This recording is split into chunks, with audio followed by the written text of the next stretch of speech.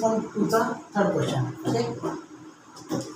Class average speed continuous क्लासचा मी एक नवीन बनायचं सांगतो.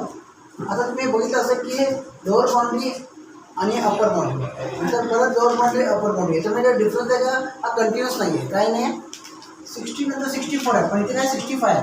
69 नंतर 70 आहे, 70 नंतर 74 नंतर 75, 70 नंतर 80 आहे, 84 नंतर 85. ह्याला कंटिन्युअस करणं फार महत्त्वाचं आहे. त्यामुळे तो विषय फार महत्त्वाचा आहे. कंटिन्युअस क्लासला तुम्ही कसं झाला, जे ते लोअर बाउंड्री आहे ना -0.5 किती येईल? 59.5. जी अपर बाउंड्री आहे तिला +0.5 आहे. 64. कळतं आहे? कारण हा जो काही क्लास आहे हा कंटिन्युअस क्लास नाही, आणि कंटिन्युअस क्लास हा कंपल्सरी आहे मीडियम क्लास काढायला. कळतं आहे? मीडियमसाठी कंटिन्युअस क्लास महत्त्वाचा आहे. याच्या अगोदर जे सम आहेत ना त्याच्यामध्ये मीडियम क्लासमध्ये जे काही क्लास होते ते कंटिन्युअस होते. तर आपल्याला पहिला एक कॉलम ॲड करावा लागेल कंटिन्युअस क्लास. कळतं आहे? नाही दिसत आहे का? नाही दिसत आहे? दिसतोय जास्त दरवाजा दिसतोय. आता लावून दिसते का? कॅलेंडर दिसतोय.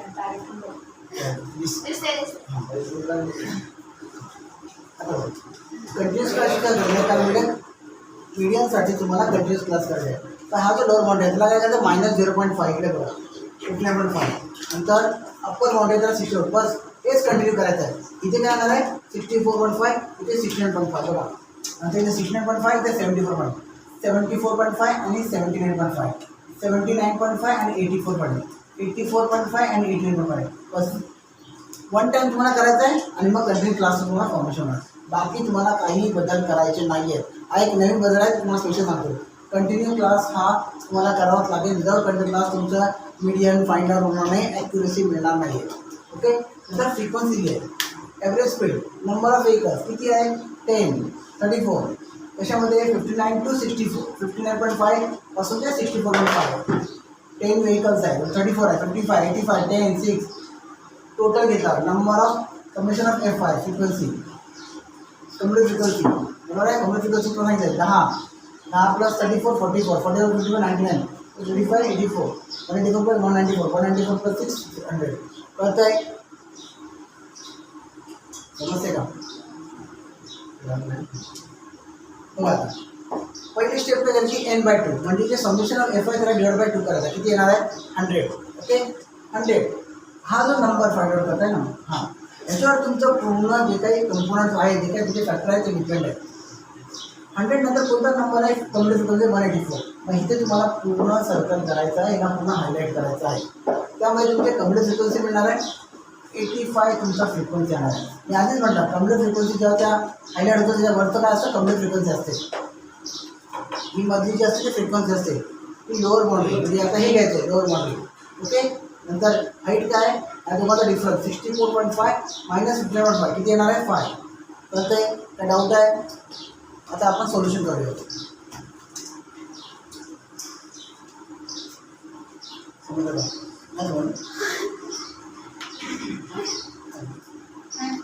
हे फक्त मायनस करायचं म्हणजे नाही. आता लोअरमध्ये काय आपला इथे काय येणार आहे 74.5. n/2 किती आहे 100 मायनस CF किती आहे मला 99. तुम्ही हा घ्यायचा नाही आहे, लक्षात ठेवा. हा तुमचा CF नाही आहे, CF त्याच्यावरचा असणार आहे upper class. Okay. Upper column आहे का तुम्हाला CF घ्यायचा आहे. फक्त याच्यामध्ये फ्रिक्वेन्सी घ्यायचं आहे, लोअर बाउंड्री घ्यायची आहे. ओके. 100 फ्रिक्वेन्सी किती आहे 99, फ्रिक्वेन्सी किती आहे 85, हाईट किती आहे कळत आहे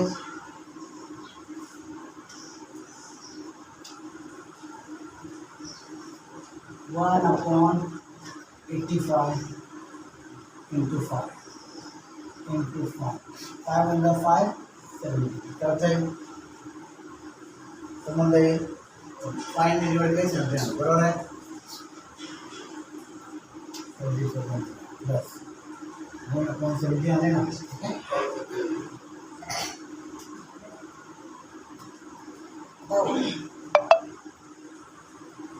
ह्या 70ने डिवाइड करतो. काय करायचं आहे, हे डिवाइड तुम्हाला आधी मी भरपूर शिकवलेलं आहे, ते तुम्हाला फॉलो करायचं आहे, ते विसरता कामा नये.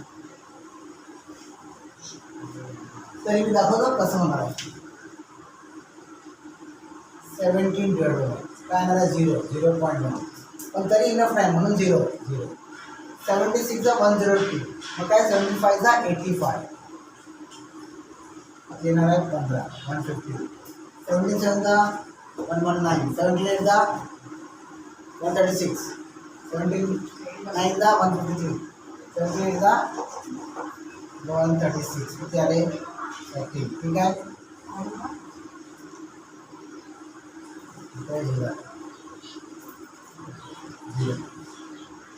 सर आन्सर सांगू ना. 0.05.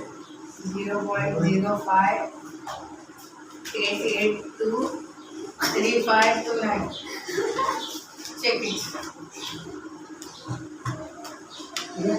आता बघा इथे आपण राऊंडिंग करणार आहे. 8चं काय होणार आहे 0.06, बरोबर आहे. मग किती येणार आहे 74.56 तुम्हाला एव्हरेज येणार. कारण राऊंडिंग केलं तरी चालेल, नाही केलं ॲज इट ठेवलं तरी आन्सर तुमचं चुकीचं होणार नाही, तुम्हाला मार्क कमी मिळणार नाही. कळत आहे, समजतं आहे. पण हा जो मी डिवाइड आहे ना, हा तुम्हाला बघा पाहिजे.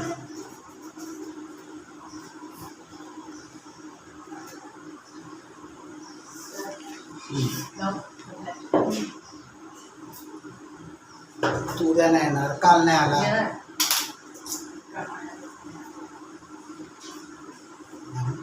स्कॉलरशिप स्कॉलरशिप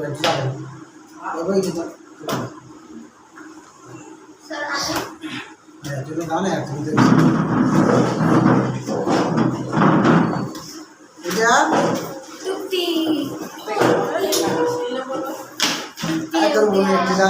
आता म्हणजे मनाचा काय नसतं अभ्यास करायचा का वैभवी. आता पॉज कर. कशाचं today our topic is power generation based on energy of a natural gas. Okay, इथे लक्ष द्या. नॅचरल गॅस पासून आपण इलेक्ट्रिकल एनर्जी बनवतो, मतलब नॅचरल पॉवर पासून इलेक्ट्रिकल चार्ज, मतलब इलेक्ट्रिक पॉवर होणार आहे. ओके, प्रोसेस काय मी सांगतो. Compressor for a pressurise air. तुम्ही एसीचं कॉम्प्रेसर माहिती मला, एसीचं माहिती आहे ना. त्यातून काय होतं एअर ॲब्झॉर्ब करतात. काय करतात एसीचं कॉम्प्रेसर आहे, त्यातून काय करतात फंक्शन काय एअर ॲब्झॉर्ब करायचं.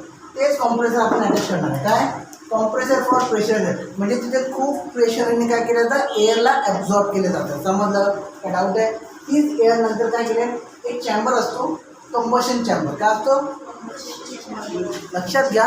मी आता तुम्हाला शिकवतोय, I am teaching now the generation power generation based on energy of natural gas. पहिले मी काय सांगितलं कॉम्प्रेसर आहे जो प्रेशराइज एअर, कशाला जी एअर आहे त्याला ॲब्झॉर्ब करून त्याला काय करणार आहे इथे पुश करणार आहे. कुठे एक चॅम्बर आपण त्याला कनेक्ट केलं आहे, त्याचं नाव आहे कंबशन चॅम्बर. काय आता ह्याला बर्न कसं करणार, एअर त्याच्यामध्ये रिलीज करणार आणि त्याच्यामध्ये नॅचरल गॅस रिलीज करणार आणि त्याला बर्न करणार आहोत आपण. You are just going to burn natural gas plus air.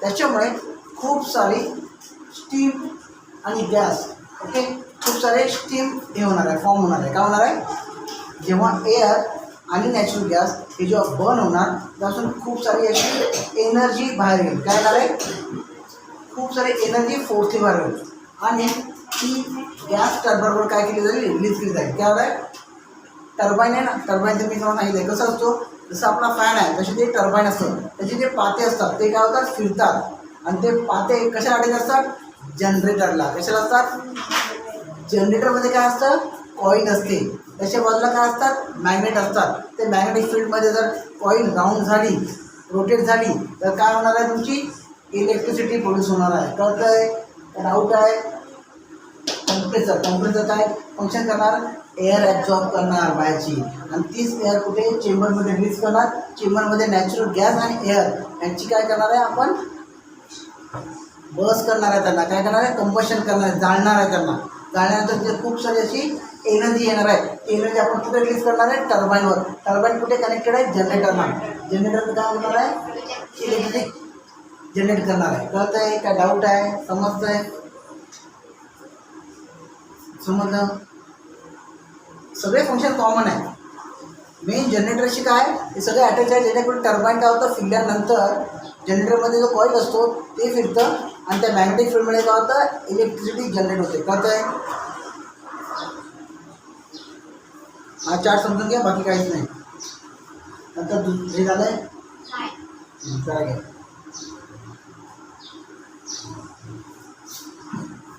Pause करणार. This chart is how the chemical energy convert into electrical energy. Got it?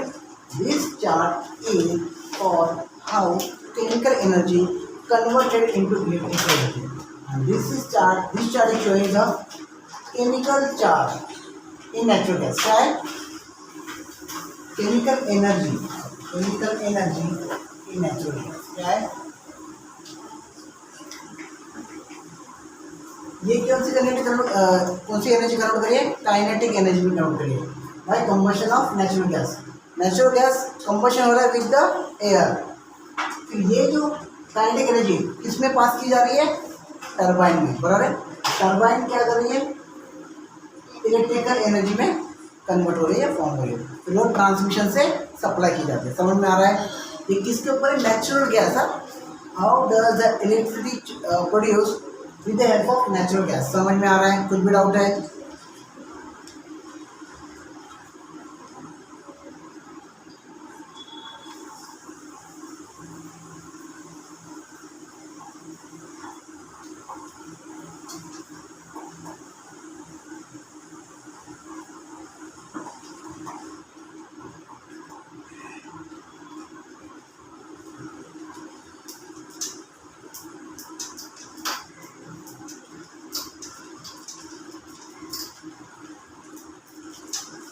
ठीक है, हो गया.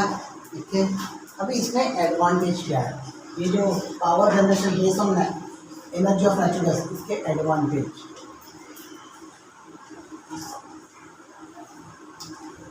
First, less polluted. इसमें हार्मफुल कोई भी गैस रिलीज नहीं हो रही है. क्या हो रही है, नहीं निकल क्या मतलब.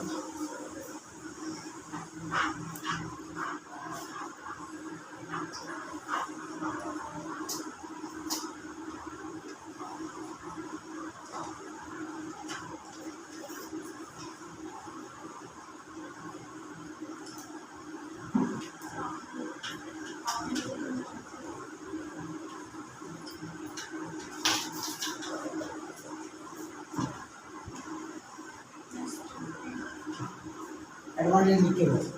Less polluted, more efficient than the coal energy.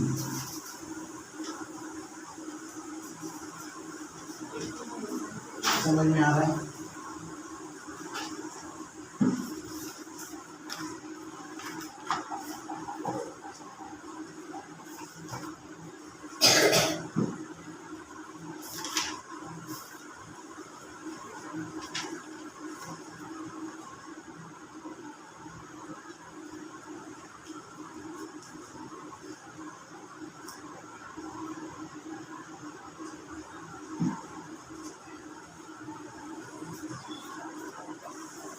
Return done. बहुत इजी है चैप्टर, समझ के लो, प्रैक्टिकली ज़्यादा उसको विजुअलाइज करो, वही होने वाला है. थ्योरी पार्ट फॉलो मत करो. ये हो गई सब. क्या है, अभी हम लोग कर रहे हैं natural way of producing electrical energy. क्या है, इको फ्रेंडली ग्रीन एनर्जी. हम लोग क्या ए हा पण असं कॉन्फिडंट ना, नाही तो त्याचं मोमेंट सांगतो मी. एवढा प्रेमाने असं झापडं आहे तुला, अभ्यास कर. अभी हम लोग जाते हैं, आज का मेन टॉपिक है, इसका मेन है टूवर्ड्स इको फ्रेंडली. देखो इको फ्रेंडली ग्रीन एनर्जी क्या है?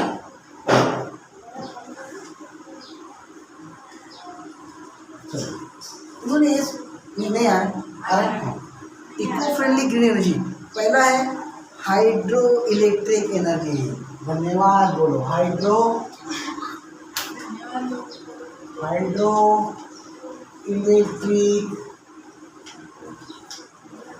एनर्जी. मुझे बताओ हाइड्रो मतलब क्या है? वही इधर ध्यान दो, वो सब छोड़ो. हाइड्रो मतलब क्या है? What is hydro? Lithosphere, hydrosphere, stratosphere, कुछ मान लो कि नहीं. हाइड्रो मतलब क्या? पानी. क्या है? लिथोस्फीयर मतलब क्या? जमीन. एटमॉस्फेयर मतलब क्या? हवा. फिर पढ़ा के मैं आगे पढ़ा के मतलब क्या तुमको अगर ये मान नहीं तो ठीक है. Hydrosphere sorry hydro electric energy. समझो मैं एग्जाम्पल देता हूँ. जैसे ना अपने इलाके में बहुत बड़ी नदी है, बहुत पानी है, फ्लो में पानी है, बह रहा है, कुछ फायदा है उसका अपना? वो कंटिन्यू आगे जा रही है. तुम्हारे एरिया में है वो कंटिन्यू बाहर जा रही है. अभी तुम लोगों ने क्या किया? उसके ऊपर कंस्ट्रक्ट किया डैम. क्या किया? Construction of dam. क्या किया? अब ये डैम में ना ऐसा कुछ उन्होंने मॉडिफाई किया है कि ना जो पानी है ना वो क्या करे, ज़्यादा मात्रा में या ज़्यादा बोलते ना स्पीड या वेलोसिटी में क्या करेगा, मूव करेगा. क्या करेगा? उन्होंने ये सुना ना पानी की वजह से इलेक्ट्रिसिटी प्रोड्यूस होता है, लेकिन पानी की वजह से नहीं. पानी इज अ सोर्स है. क्या है? पानी नहीं प्रोड्यूस करेगी, पानी की वजह से वो जो पानी का जो काइनेटिक एनर्जी है, पानी का जो मूवमेंट है या जो करंट है. वाटर करंट मतलब क्या है? फ्लो. मैंने बोला था वाटर करंट मतलब क्या? फ्लो. समझ में आ रहा है? एग्जाम्पल देता हूँ. अभी इधर ध्यान दो.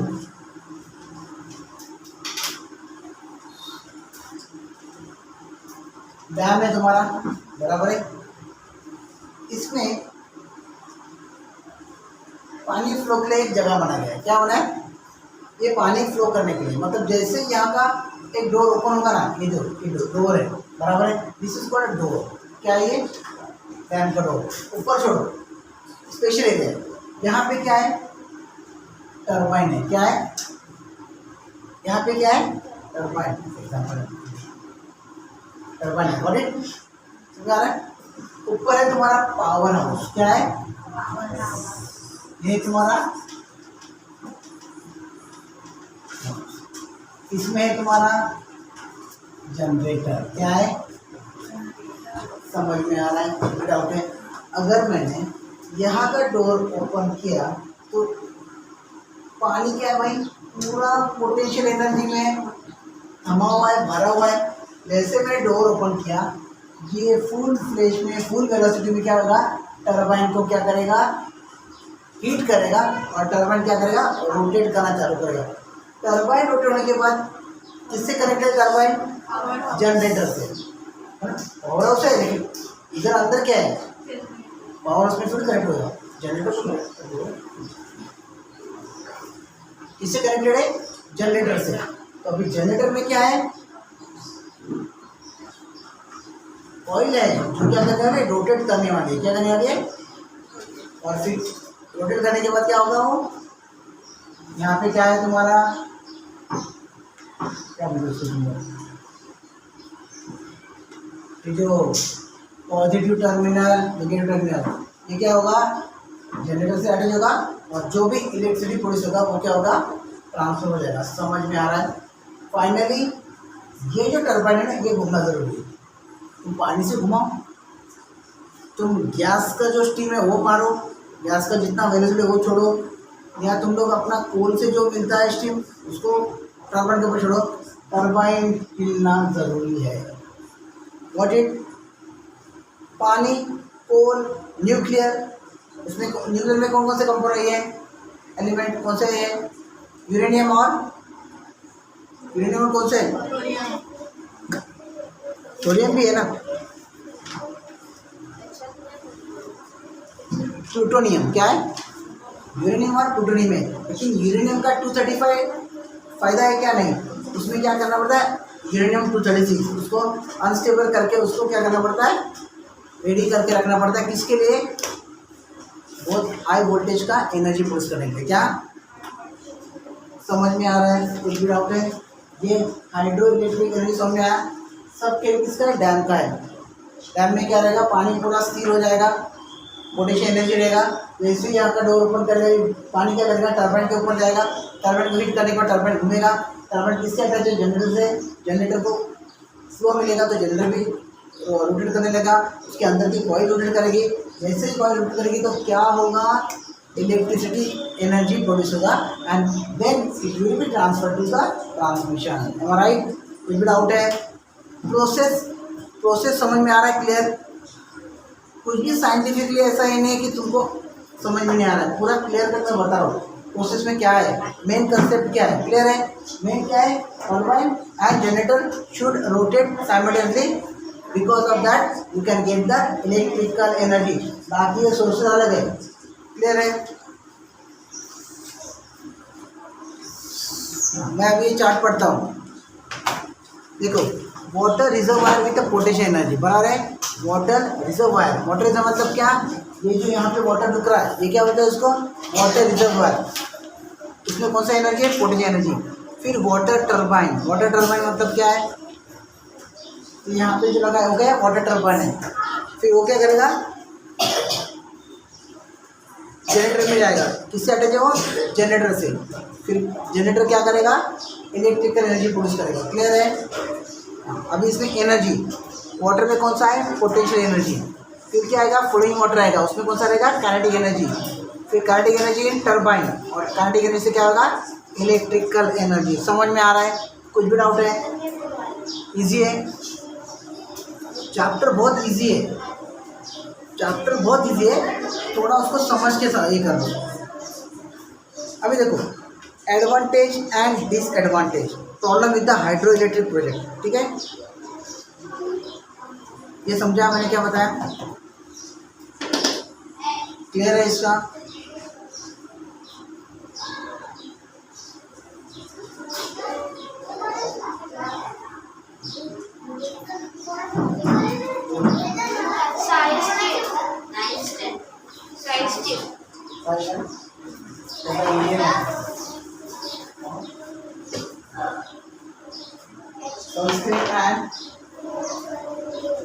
Sanskrit and friends are excited. This is the new water plant in town. They plant their swim with flowers and sunscreen and headed to the water park. Sunscreen headed.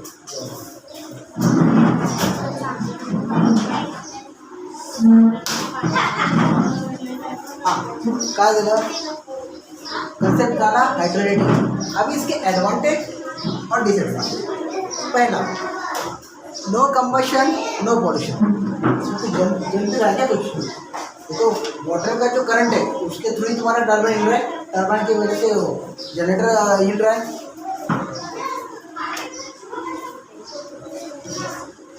जब भी पॉसिबल है हम लोग इसको घुमा सकते हैं और हमारा इलेक्ट्रिसिटी प्रोड्यूस करता है। ये रिन्यूएबल है, पानी कम होगा क्या है ना, तो कंटिन्यू चालू है ना।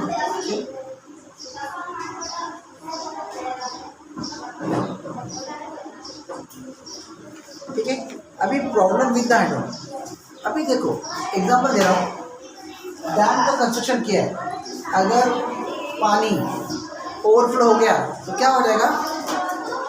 जो भी आजू बाजू के जो उनके रेसिडेंशियल एरिया है वहाँ पे क्या होगा? वो पानी फैल जाएगा, फ्लड आ जाएगा। उनको रिहेबिलिटेशन करना पड़ेगा।